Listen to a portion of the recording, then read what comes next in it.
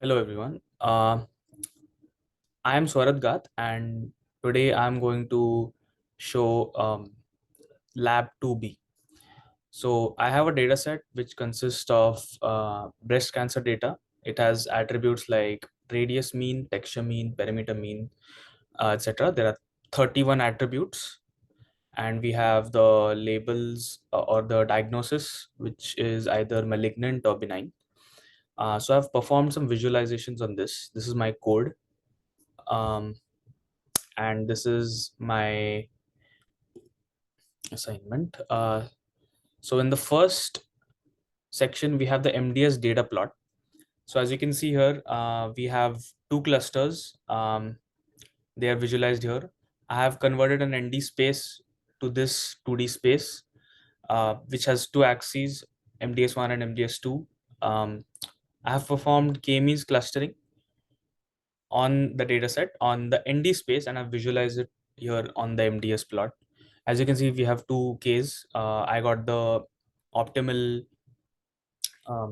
solution for K is equal to 2. So this is about the MDS data plot. This is the MDS variable plot. As you can see, we have all the numerical attributes here. So attributes like symmetry, mean, texture, and you can see that they are distributed across this MDS plot. So these are the attributes, and I have added user interaction on this plot. So if I click on 5 of them, I will get a corresponding PCP parallel coordinates plot. So let me just do that. So I have basically whenever my mouse hovers over the scatter plot, it becomes big so that it's easy for the users to select plots. Select in the scatter plot itself. So as you can see, when I selected 5 attributes, concave points, concavity, compactness, fractal dimension, and texture, we got a corresponding PCP here. And as you can see, if you hover over this, I have done k-means here as well. So if I hover over this one, I'll get the first cluster and the second cluster here. So just for a clearer view, yeah. So this is the MDS variable plot, and if I select five attributes from here, I'll get a corresponding PCP in that order. So the order is important. The order in which I select the points is important, so that corresponding to that order, we'll get a PCP on the right hand side here.